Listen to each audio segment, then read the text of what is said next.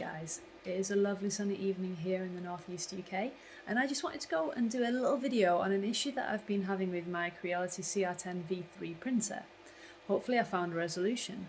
So let me show you the issue that I've been having and hopefully a way to resolve it should you be having similar issues. Let's go.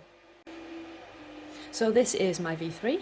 As you can see, we're currently printing a test piece to hopefully just confirm what I've been thinking.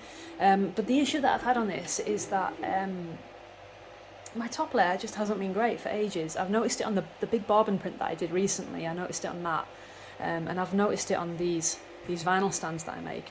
And as you can see here in certain lights, I've got this really rough section on these prints, and it's really bugging me. It's been bugging me for a while, and I've tried a bunch of things. So I have changed filament, I have changed temperatures, settings in my slicer, I've changed slicers, I've changed the position of the print on the bed, I've tightened and loosened the wheels underneath the bed, I've messed around with the rail, with the axes, with the gantry, thinking that something just wasn't right, and I was just about to start looking at sort of acceleration settings, etc., when I think I found what's caused it, and I believe it's this little monkey here, which is the filament sensor that all the V3s have. So the idea of this is that if you run out of filament, it'll stop the print, and I think it just turns the temperature right down and stops the print. It's never actually happened to me, but I'm pretty sure that's what happens. But either way, it's like a safety feature, and that gives you a little bit of peace of mind. But what's been happening with this for me is that here, this has an awful lot of friction. Even like this, it has a bit of friction.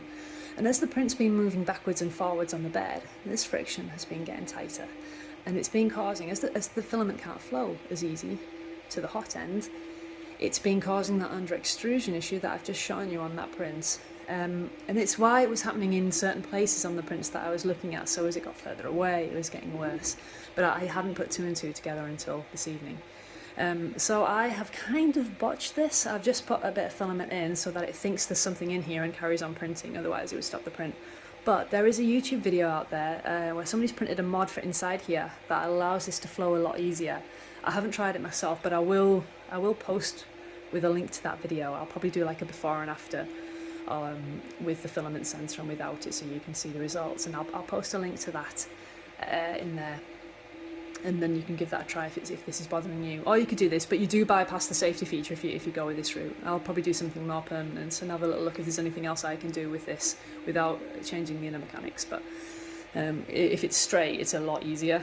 But I don't know. I think I'm going to have to print the mod or just leave it like this. So yeah, it's currently going directly into my hot end. But now I'm getting much better prints. I mean, the bottom layer was near perfect, and I'm going to presume that the top layer on this will also be perfect compared to how it was. I can feel, as I say, I can feel the friction on here, so I'm almost certain. And as I was printing before, I just gave this all some slack back to the hot end, and immediately everything went back to normal. The under extrusion stopped. I could see it in front of my eyes as I pulled the filament down and gave it some give. So yeah, I'm pretty sure this is what's causing it.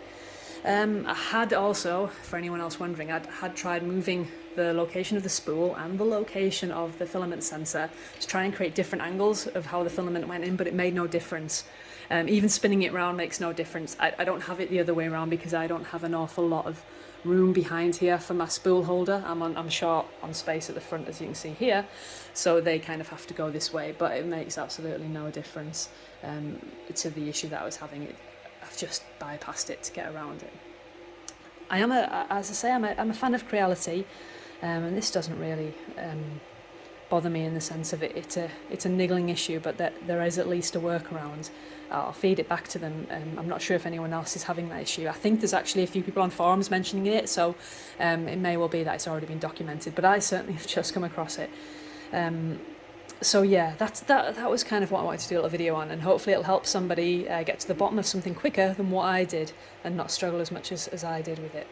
So that's it, and whatever you're doing this evening, please enjoy whatever you're printing. I hope your print finishes successfully and is perfect. That is all from me tonight, guys. Take care and have a lovely evening.